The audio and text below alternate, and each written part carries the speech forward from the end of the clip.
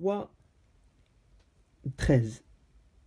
Parlant du prophète avec Jéroboam. Donc 1 roi 13. 1 roi 13. Pour replacer l'histoire dans le contexte ici, si vous lisez 1 roi 12, Jéroboam a fait pire que son père, puisque son père avait apostasié, mais Jéroboam veut faire encore pire que son père. Au lieu comprendre les leçons et les erreurs que son père a fait, lorsque Jéroboam est né, le roi Jéroboam, il a fait pire que son père, à un tel point qu'on nous dit même dans la parole, quelques versets plus tôt, dans le verset 31, on nous dit qu'il fit une maison des hauts lieux et établit des sacrificateurs d'entre toutes les classes du peuple, lesquels n'étaient même pas des fils de Lévi. Parce que vous savez que dans l'Ancien Testament, les seules personnes qui pouvaient officier dans le sanctuaire étaient seulement ceux de la tribu des Lévites. Mais Jéroboam va transgresser cette règle-là en prenant des gens du peuple, sans prendre simplement des gens des Lévi. Un peu comme aujourd'hui, ce que nous faisons. Nous mettons par exemple des femmes pasteurs. Pourtant, Dieu n'a jamais, le sacerdoce n'a été jamais à aucun moment donné aux femmes en général. Les femmes peuvent enseigner, oui, mais le rôle sacerdotal n'a jamais été donné aux femmes. Par exemple, il y a eu 12 apôtres, mes frères et sœurs. Et dans les 12, c'était seulement des hommes. Bref. Mais Jéroboam va faire ça. Et il va même offrir des sacrifices dans cet autel-là. Et ça va être comme un feu étranger. Mais Dieu, dans sa miséricorde, dans 1 roi 13, va envoyer un prophète pour pouvoir donner la possibilité à Jéroboam de se repentir. Parce que dans la Bible, Dieu envoie toujours des messagers avant de faire éclater sa justice. On va lire ensemble 1 roi 13. On va lire ensemble les grandes lignes pour voir ensemble quelles leçons nous pouvons tirer de 1 roi 13. On va lire le verset 1. Et voici un homme de Dieu vient de Juda par la parole de l'Éternel à Béthel, et Jéroboam se tenait près de l'autel pour faire fumer de l'encens. Donc on voit que Jéroboam ici, qui est un roi, veut officier dans le sanctuaire. Pourtant, il n'y avait que les sacrificateurs et le souverain sacrificateur qui pouvaient officier dans le sanctuaire. Mais Jéroboam ici désobéit. Mais Dieu ici envoie un homme de Dieu. Ce qui est intéressant déjà ici, c'est que Dieu ne donne pas le prénom de cet homme-là. Par contre, on nous décrit quel type d'homme c'est. On nous dit que c'est un homme de Dieu. Donc pour rendre ça moderne aujourd'hui, c'est quelqu'un qui marchait dans les voies de Dieu, quelqu'un qu'on pouvait voir dans sa vie qui était intègre, qui essayait vraiment de faire la volonté de Dieu dans sa vie.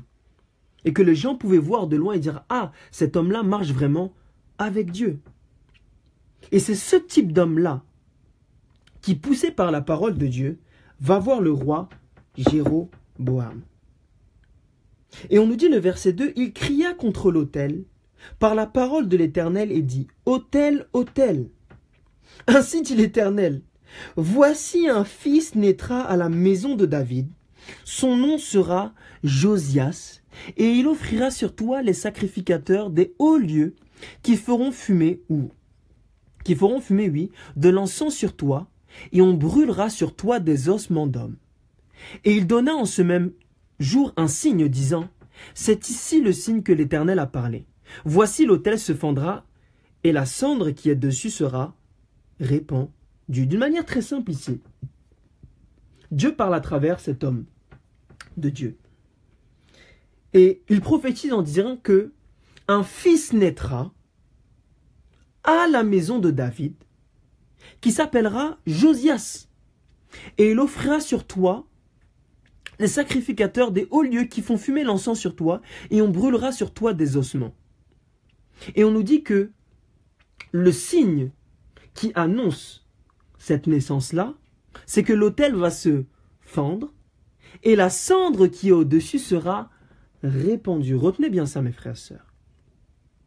Et quand le roi va entendre ça, le roi, à cause de cette prophétie, va dire « Oh, saisissez-le » le verset 4. Et sa main qu'il avait étendue contre lui sécha et il ne put ramener à lui. Parce que le roi a mis sa main sur l'autel en disant « Saisissez cet homme de Dieu-là ». Parce qu'il prêchait l'évangile, le roi a dit « Saisissez-le ». Mais au même moment qu'il a voulu s'attaquer à cet homme de Dieu, sa main est devenue sèche. Ok? Et lorsque sa main est devenue sèche, on dit le verset 6, qu'il est venu vers l'homme de Dieu et lui a supplié de pouvoir intercéder pour lui afin que cette main redevienne comme auparavant. On nous dit le verset 7, viens avec moi, et le verset 6, on nous dit, et la main du roi lui fut rendue et fut comme auparavant. Donc l'homme de Dieu a intercédé pour le roi qui avait fait une erreur. Et le roi a eu peur pour sa vie, et par la grâce de Dieu, la main du roi est redevenue normale. Et le roi, parce qu'il a été guéri, va avoir une requête. Le verset 7, pour cet homme de Dieu, il lui dit, viens avec moi à la maison, et rafraîchis-toi, donc prends à manger et à boire, et je te donnerai aussi un présent, c'est-à-dire un cadeau. Et l'homme de Dieu dit au roi, quand tu me donnerais même la moitié de ta maison, je n'irai pas avec toi, je ne mangerai pas de pain, et je ne boirai pas d'eau dans ce lieu, car il m'est ainsi commandé par la parole de l'Éternel, disant, tu ne mangeras pas de pain, et tu ne boiras pas d'eau, et tu n'en retourneras point par le chemin par lequel tu es allé. Et on nous dit que l'homme de Dieu s'en est allé par un autre chemin. Il s'en retourna point par le chemin par lequel il était venu. Pause, on va s'arrêter là très rapidement pour résumer ces points-là. L'homme de Dieu va annoncer une prophétie disant que un fils vous naîtra de la maison de David, qui s'appellera Josias. Et le signe qui est donné, c'est que l'autel se fendra et la cendre du dessus se répandra. Quand le roi a entendu ça, au même moment, il a dit non, saisissez-le, saisissez-le. Mais ensuite, il a intercédé pour lui et au final, sa main s'est guérie par la grâce de Dieu. Et ensuite, pour le remercier, le roi, qu'est-ce qu'il a fait? Au même moment, le roi a dit à cet homme de Dieu, viens et mange avec moi dans ma maison. Vous savez que dans la culture hébraïque, par exemple, lorsque un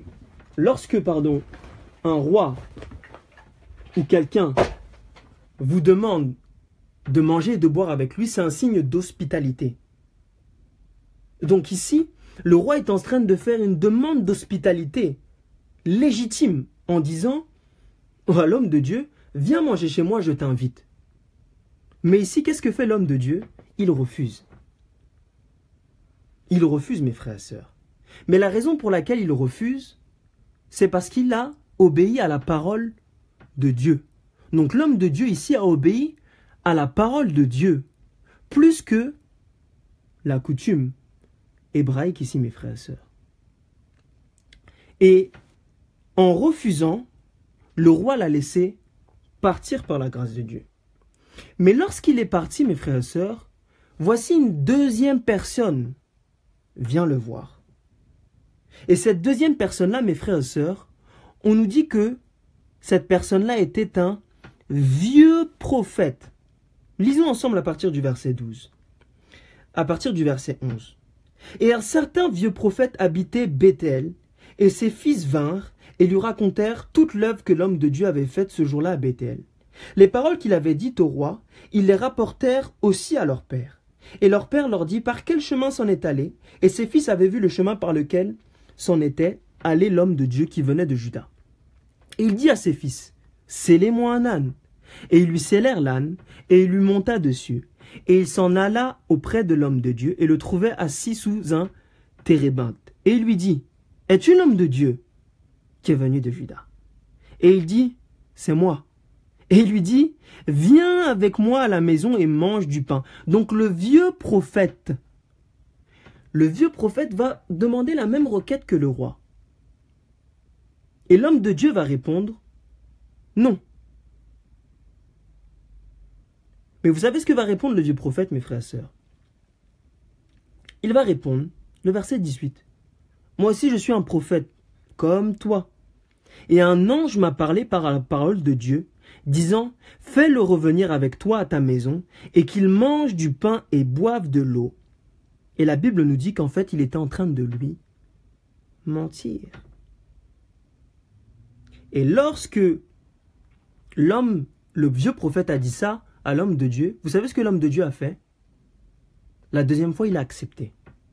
Et on nous dit après, je résume le verset 20 à 23, que l'homme de Dieu a mangé avec le vieux prophète à sa table. Mais lorsque l'homme de Dieu a fini de manger avec le vieux prophète, vous savez ce qui s'est passé? On nous dit, il s'en alla, le verset 24, et un lion le trouva sur le chemin et le tua. Et son cadavre était jeté sur le chemin, et l'âne se tenait à côté de lui. Le lion aussi se tenait à côté du cadavre. Et pour résumer la suite de l'histoire, le vieux prophète a ramassé son cadavre. Maintenant, en lisant cette histoire, mes frères et sœurs, quel est le lien avec nous? Déjà, il y a plusieurs leçons qu'on peut tirer de cette histoire-là. Vous savez, lorsqu'on lit la Bible, mes frères et sœurs, je vous assure, il faut lire dans les détails. La première chose qu'on voit ici, c'est que l'homme qui a désobéi à Dieu, au départ, et pendant toute l'histoire, on l'appelle un homme de Dieu. Cet homme de Dieu, mes frères et sœurs, a bien commencé, mais il a mal terminé. Ce qui veut dire que ce n'est pas la manière dont vous commencez qui importe, mais c'est la manière dont vous finissez, mes frères et sœurs. Un peu comme Saül. Saül a bien commencé, mais au final, Saül a mal terminé. Judas, pareil, mes frères et sœurs. Il faisait partie des 12, mais au final, c'est lui qui a trahi Dieu. Et ensuite, il est mort. Donc ici, on voit, mes frères et sœurs, que cet homme de Dieu a bien terminé, mais il a mal commencé. Mais comment il a bien commencé, pardon, mais il a mal terminé. Mais comment il a mal terminé, mes frères et sœurs? On voit ici que l'homme de Dieu a écouté un vieux prophète plutôt que la parole de Dieu. Comme souvent, mes frères et sœurs, lorsque vous arrivez dans votre marche chrétienne, il y aura des personnes plus âgées souvent qui viendront vous voir et vous diront non, vous devez faire comme ça. Mais pourtant, ce qu'ils vous disent n'a aucune assise biblique. Imaginez-vous la scène de l'homme de Dieu qui voit le vieux prophète. Il doit se dire, mais ce vieux prophète-là aussi, c'est un adventiste du 7e jour. Il tient une haute position dans l'église. Hein. J'ai l'impression qu'il est dans la vérité présente. Ça veut dire que ce qu'il doit dire là, ça doit être vrai. Bon, je ne vais pas vérifier dans la Bible, je vais l'écouter. Beaucoup d'entre nous, mes frères et sœurs, nous faisons cette grosse erreur-là. La Bible dit dans 1 Jean 4 qu'il faut éprouver tout esprit, indépendamment de votre position, qui d'ailleurs n'est pas synonyme de sainteté, indépendamment de qui vous parle, sang familial, biologique, tout ce que vous voulez ou pas. Mais ici, l'homme de Dieu a préféré écouter la coutume plutôt que la parole de Dieu. Et qu'est-ce qui s'est passé à la fin? Il s'est fait dévorer, mes frères et sœurs, par un lion. Qu'est-ce que symbolise le lion dans la Bible? Dans Apocalypse 5, on nous parle du lion de Juda, parlant de Jésus-Christ. Mais vous savez que Satan copie Jésus-Christ. Il y a toujours une contrefaçon. On a le sabbat, le samedi, il y a le dimanche. Il y a le Saint-Esprit, le faux Saint-Esprit. Il y a le lion, mes frères et sœurs, et la contrefaçon du lion. Puisque dans 1 Pierre 5, à partir du verset 8, on nous parle de ce lion rugissant qui est prêt à dévorer quiconque. Nous parlons ici de Satan. Donc en écoutant la parole, un homme, plutôt que la parole de Dieu, mes frères et sœurs, cet homme-là a fini entre les mains de Satan. A terminé entre les mains de Satan, mes frères et sœurs. Maintenant, il y a plus. Il y a plus. Parce que quel est le rapport de cette histoire avec nous, mes frères et sœurs? Je vous assure, la Bible, c'est un livre vraiment très profond. La Bible nous décrit le vieux prophète le prophète, qui a parlé à l'homme de Dieu comme étant vieux. Si je vous dis par exemple, si dans la Bible on dit que c'était un vieux prophète, ça sous-entend quelque chose. Ça sous-entend que l'homme de Dieu était plus jeune que lui. Donc on pourrait appeler l'homme de Dieu un jeune prophète face à un vieux prophète. Ok? Et c'est le vieux prophète qui vient vers le jeune prophète et qui lui dit quelque chose qui n'est pas biblique. Et parce qu'il lui dit quelque chose qui n'est pas biblique, le jeune prophète va écouter le vieux prophète et par conséquent va mourir. Donc on peut dire que le vieil homme est venu, le vieux prophète est venu pour persécuter le jeune homme. Vous ne voyez pas quelque chose, mes frères et sœurs? Ici, mes frères et sœurs, cette histoire nous parle du conflit cosmique qu'il y a entre vous, et en moi. Le vieil homme ici persécute le jeune homme. Donc le vieil homme ici persécute le nouvel homme. Est-ce que vous voyez ça, mes frères et sœurs? Un peu comme la dualité, le problème qu'il y a dans l'homme.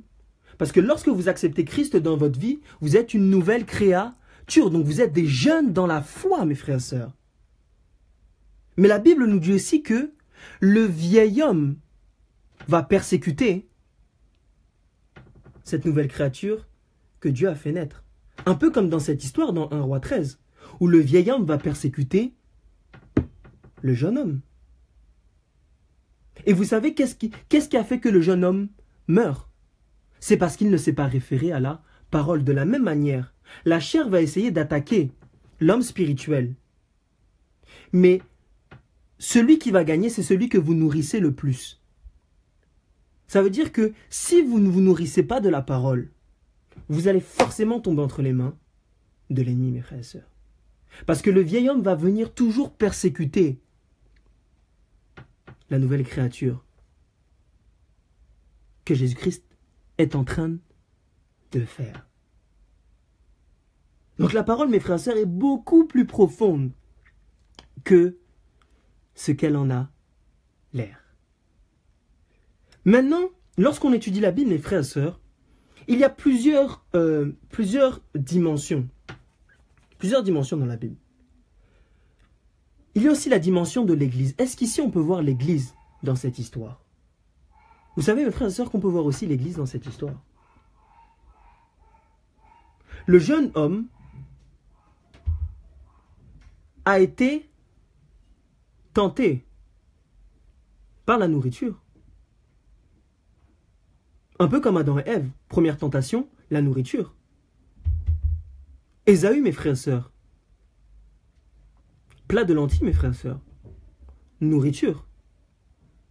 Lorsque Jésus-Christ était dans le désert en Matthieu 4 et Luc 4, il a été tenté par la nourriture premièrement. Premier test, lorsque Israël est sorti d'Israël dans Exode 16, premier test, le test de la nourriture, mes frères et sœurs. Donc ici, on voit la même tentation qui est proposée, c'est celle de la nourriture. Mais la nourriture, si vous étudiez bien dans la Bible, il y a la nourriture tout simplement, mais il y a aussi que ça symbolise aussi une alliance. Lorsque vous acceptez l'hospitalité de quelqu'un, lorsque vous mangez avec cette personne-là, vous êtes en train aussi de faire alliance avec cette personne-là. Un peu comme aujourd'hui, lorsque vous invitez quelqu'un, vous liez des liens d'amitié. Et ici, on voit que l'homme de Dieu a fait ici alliance avec le faux prophète. On parle ici de l'œcuménisme, mes frères et sœurs. Parce que vous savez que le manger et le boire représentent l'alliance. Lorsque les disciples, Jésus-Christ a dit « Voici ma chair et voici mon sang », parlant du pain qu'il a rompu et du jus de raisin non fermenté. Donc on voit ici que cet homme-là a fait alliance avec le faux prophète.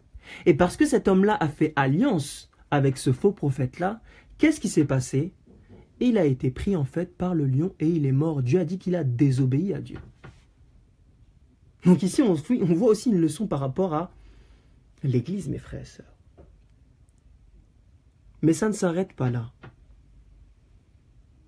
Ça ne s'arrête pas là, mes frères et sœurs. Vous savez, lorsqu'on étudie la Bible, et nous on met l'emphase sur ça dans ce ministère, la Bible c'est un livre christocentrique. Tout dans la Bible, de Genèse 1 jusqu'à Apocalypse, ou Révélation de Jésus-Christ, ça parle seulement de Jésus-Christ. Alors où est Jésus-Christ dans ce verset, dans ce chapitre? Ça pourrait même être un jeu, mes frères et sœurs. Où se trouve Jésus-Christ ici, dans cette histoire? Parce qu'on a vu la leçon qui nous concernait. Parlons du vieil homme qui persécute le jeune homme.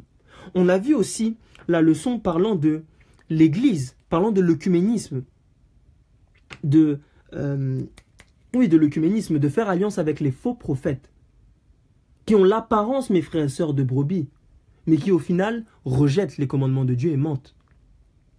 Mais où est Jésus-Christ dans cette histoire? Parce que si nous ne voyons pas Jésus-Christ, mes frères et sœurs, lorsque nous étudions la Bible, nous avons tout raté. Nous avons raté la vie, mes frères et sœurs. Donc où est Jésus-Christ dans cette histoire? Où est Jésus-Christ? Si on vous posait la question, où est Jésus-Christ dans cette histoire? Si quelqu'un a des suggestions, parce qu'on ne peut pas tout voir, parce que la Bible est infinie, on est des êtres finis. Est-ce que quelqu'un voit Jésus-Christ dans cette histoire? Si vous voyez Jésus-Christ dans cette histoire, laissez des commentaires pour qu'on puisse voir ensemble. Est-ce que vous voyez Jésus-Christ dans cette histoire? Dans l'histoire de un roi. Parce que si la Bible témoigne de Jésus-Christ, Jésus-Christ est forcément annoncé ici, quelque part dans cette histoire dans 1 roi 13.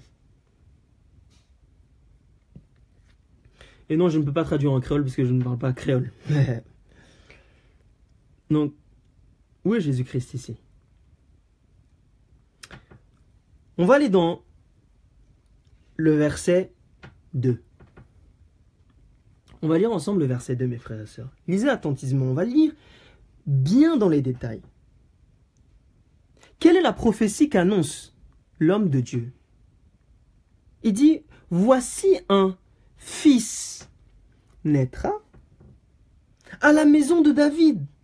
Son nom sera Josias. Et on nous dit en plus que le signe qu'il a donné de cette naissance, l'autel se fendra. Et la cendre qui est au-dessus sera répandue. Vous ne voyez pas quelque chose ici? Vous ne voyez pas Jésus-Christ ici? Doro, tu ne vois pas Jésus-Christ ici? Comment est appelé Jésus-Christ dans la Bible? Fils de David. Ici, on nous dit que Josias est fils de la maison de David. On nous dit qu'un fils naîtra de la maison de David, comme Jésus-Christ. Maintenant, si vous regardez Josias, Josias a la même racine que Yeshua. Donc, on parle ici de Jésus-Christ. Vous voyez ça? Et maintenant, ici, on nous dit que ce fils sera accompagné d'un signe. Le mot signe ici, si vous regardez en hébreu, c'est le mot miracle. Et ensuite, on nous dit que ce signe-là, c'est quoi? C'est un autel qui est fendu. Et en plus de ça, il y aura de la cendre qui sera répandue, mes frères et sœurs. Voyons ensemble. Vous savez que tous ces mots-là ont une signification en hébreu. On va voir ensemble ça petit à petit. Un fils est né de la maison de David. Ça ressemble étrangement à Jésus-Christ, fils de David. Josias est la racine de Yeshua, qui veut dire aussi, parlant de Jésus-Christ. Signe ici veut dire miracle. Autel, qu'est-ce qu'on faisait sur les autels, mes frères et sœurs? Des sacrifices. Fendu ici veut dire faire percer. Le mot en hébreu ici veut dire faire percer. Et la cendre dont il est question ici qui sera répandue, le mot cendre ici veut dire bénédiction. Ou, mes frères et sœurs, veut dire huile en abondance. Vous ne voyez pas quelque chose? Ici, on nous parle du ministère de Jésus-Christ. Si vous assemblez toutes ces mots-là, ça vous donne une phrase, mes frères et sœurs, prophétique, qui annonce la naissance de Jésus-Christ et qui annonce aussi son ministère. Si vous assemblez les mots, ça vous donne cette phrase-là. Jésus, fils de David, né miraculeusement, puisque la naissance de Jésus-Christ est miraculeuse, qui va être sacrifié, donc l'autel, puis percé. On sait que lorsque Jésus-Christ est mort un vendredi, on a percé sa côte, et de l'eau et du sang sont sortis.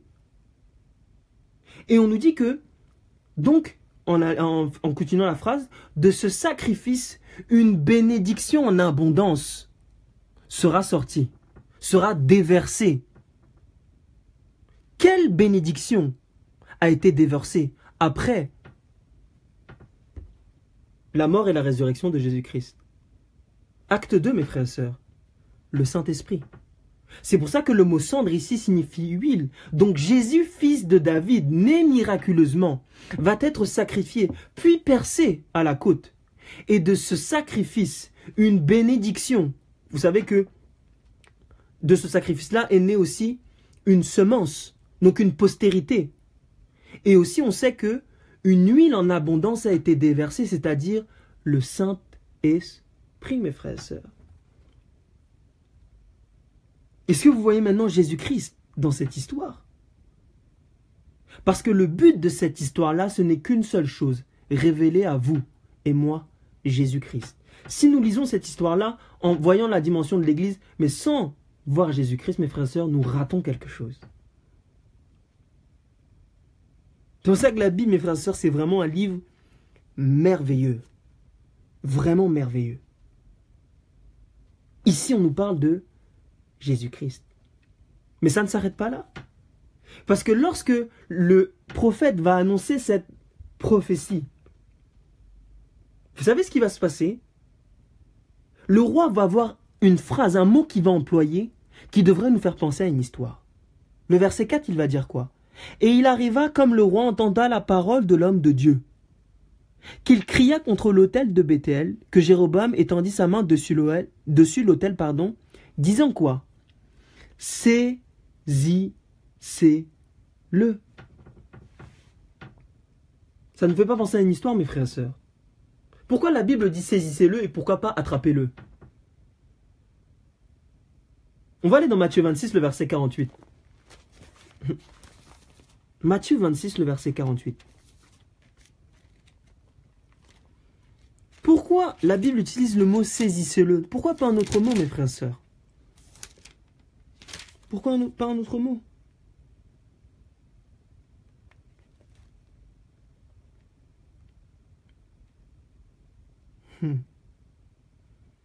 Remarquez bien mes frères, la Bible c'est fabuleux. Le verset 48, nous parlons de lorsque Jésus-Christ, les principaux sacrificateurs avec les Romains, donc l'État plus l'Église sont venus saisir Jésus-Christ, après que Judas, l'un des leurs, les avait vendus.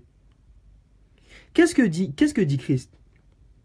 Et comme il parlait encore, voici Judas, l'un des 12 vint, et avec lui une grande foule avec des épées et des bâtons de la part des principaux sacrificateurs et des anciens du peuple. Et celui qui les livrait leur donna un signe, disant, celui que je baiserai, c'est lui. Saisissez-le. Saisissez-le, mes frères et sœurs. Donc Jésus-Christ, au même moment, lorsque l'État et l'Église sont venus, donc les leaders de cette Église sont venus attraper Jésus-Christ, qu'est-ce qu'on a dit? Saisissez-le. De la même manière que dans 1 Roi 13, lorsque la prophétie a été annoncée sur Jésus-Christ, au même moment, le roi a dit « Saisissez-le ». On nous parle ici de l'histoire de Jésus-Christ. L'histoire de Jésus-Christ. Et en plus, lorsqu'ils l'ont saisi, si vous lisez la suite de l'histoire à partir du verset 61, ce qu'on reprochait à Jésus-Christ, c'était qu'il a dit « Je détruirai ce temple-là, et en 3 jours je le rebâtirai ». Donc Jésus-Christ était en train d'annoncer ici sa mort et sa résurrection parce qu'on nous dit qu'il parlait du temple de son corps. De la même manière ici, la prophétie annonçant la mort, la résurrection de Jésus-Christ et le Saint-Esprit en abondance, au même moment, le roi a dit, saisissez-le. Comme Jésus-Christ, mes frères et sœurs. Ici, on voit l'histoire de Jésus-Christ. Et il y a plein de possibilités, mes frères et sœurs. Parce qu'on nous dit aussi que l'autel s'est fendu. Lorsque Jésus-Christ est mort à la croix, qu'est-ce qui s'est passé? La Bible nous dit dans Matthieu 27 que le voile s'est fendu. C'est déchiré, mes frères et sœurs. Donc ici, on parle encore de Jésus-Christ, mes frères et sœurs. De Jésus-Christ. Donc, mes frères et sœurs, ça devrait nous pousser véritablement à plus étudier la Bible en profondeur. Parce que chaque détail, chaque mot, point, virgule, témoigne ici seulement d'une seule chose, de Jésus-Christ et Jésus-Christ seul. C'est pour ça que beaucoup de gens, mes frères et sœurs, ont quitté l'Église. Parce qu'on ne leur prêchait plus Jésus-Christ. Pas que dire, ah, Jésus-Christ la croix. C'est pas ça, prêcher Jésus-Christ. Jésus-Christ est de l'Ancien jusqu'au Nouveau Testament. Donc si vous prêchez que l'épître de Galates, vous avez un problème. Il y a un problème avec votre évangile. Parce qu'on voit dans l'Ancien Testament que ça parle parfaitement de Jésus-Christ. Beaucoup de gens ont quitté l'Église à cause de la manière dont on leur a présenté l'Évangile. Ils n'ont pas vu Jésus-Christ dans la Bible. Ils ont vu seulement des événements qui leur faisaient peur, mais ils n'ont pas vu la bonne nouvelle qui était en Jésus-Christ. Ils n'ont pas vu son caractère. Son caractère, mes frères et sœurs. Son caractère. Alors qu'en est-il de nous, mes frères et sœurs? Lisons-nous la Bible seulement, sans voir Jésus-Christ? Écoutons-nous plutôt les autres plutôt que la parole de Dieu? Écoutons-nous plutôt les traditions plutôt que la parole de Dieu? C'est les questions que l'on devrait se poser, mes frères et sœurs. C'est pour ça que les réformateurs sont venus avec ce concept. Sola scriptura. Et pas sola la tradition. Ou sola la culture. Donc mes frères et sœurs, je vous invite vraiment, et je m'invite moi-même, à réétudier par la grâce de Dieu la Bible. Parce que vous allez voir, lorsque les disciples dans Luc 24 ont vu Jésus-Christ dans la Bible, quand Jésus-Christ s'est révélé à partir de l'Ancien Testament, on leur dit que leurs cœurs ont brûlé, mes frères et sœurs. C'est là où le désir, l'amour de Jésus-Christ est né. Pour lui et pour lui seul. Alors la question que je me pose et que je vous pose, c'est: est-ce qu'on veut que nos cœurs brûlent d'amour pour lui? Ou est-ce qu'on veut continuer à vivre une vie misérable? Ou en croyant que faire d'autres choses, ça va nous appeler, ça va nous donner le plaisir. Ça, c'est des choses temporelles, mes frères et sœurs. Mais la vraie joie se trouve en Jésus-Christ seul. Alors, est-ce que nous voulons Jésus-Christ, mes frères et sœurs? Je vous invite à prier. Et si vous voulez Jésus-Christ, dites-lui simplement en ce début de sabbat: Seigneur Dieu, je te veux aujourd'hui, pas demain, pas après-demain, aujourd'hui. Et vous allez voir, il va se révéler à vous, mes frères et sœurs, d'une manière individuelle. N'essayez pas de faire ce que je fais ou d'essayer de faire ce que Williams fait, Samuel, Matt. Chacun reçoit un appel individuel. Tous doivent enseigner, tous doivent prêcher l'évangile. Mais n'essayez pas d'être des copies des autres. Dieu vous a fait individuel. Il y a des gens que vous allez toucher qu'on ne pourra jamais toucher, mes frères et sœurs. Parce que Dieu attend seulement sur vous et sur vous seuls pour pouvoir gagner ces personnes à l'évangile. Mais si vous n'avez pas Jésus-Christ, ça veut dire que vous n'avez pas le message. Et si vous n'avez pas le message, d'après Apocalypse 14 à partir du verset 6, c'est parce que vous êtes des habitants de la terre, mes frères et sœurs. Et vous avez besoin de Jésus-Christ. Et vous avez besoin d'être évangélisés. Alors je vous invite, vous tous, ainsi que moi-même, à demander à Christ et lui dire d'une manière honnête: oui, Seigneur Dieu, je t'ai raté peut-être cette semaine. Je t'ai raté même pendant 20 ans de ma vie. Mais aujourd'hui, je ne veux plus te rater. Je veux Jésus-Christ. Amen. Je vous invite à faire cette prière, peu importe là où vous êtes. Je vais venir quelques minutes. Et ensuite, je vais conclure avec une prière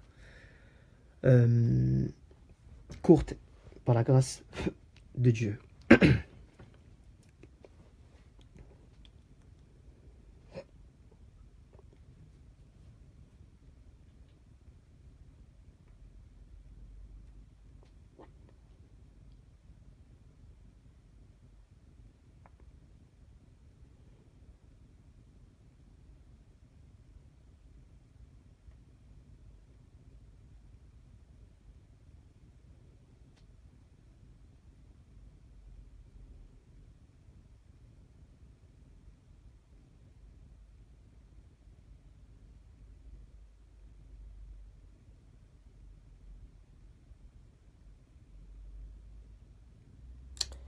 Notre Père Céleste, notre Dieu, notre Père, nous te remercions, Père, pour cette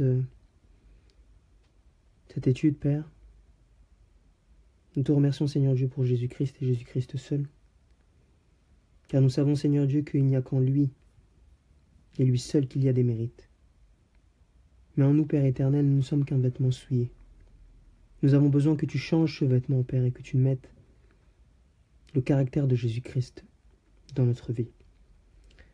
Je te prie, ô Père, afin que tu puisses nous donner une fraîche et une douce révélation de Jésus-Christ. Que comme il est dit dans Psaume 19, le verset 10, que cette parole soit doux comme le miel, doux à l'oreille, Père, et doux aussi au goût, Père, afin que nous puissions être transformés d'image en image et de gloire en gloire. Alors oui, Père, donne-nous Jésus-Christ, nous t'en prions. Et qu'en ce sabbat, Père, nous puissions regarder à toi et à toi seul, pas aux autres, mais seulement à toi, Père. Car c'est en te contemplant, Père, que nous deviendrons comme toi. Et par la foi, Père, et par ta parole, nous avons vu, Père, que tu as eu la victoire sur Satan. C'est pourquoi nous croyons par la foi que, Seigneur Dieu, tu peux faire de nous-mêmes ce que nous sommes incapables de faire par nous-mêmes, Père. Nous ne pouvons rien faire sans toi, comme tu le dis dans Jean 15, le verset 5.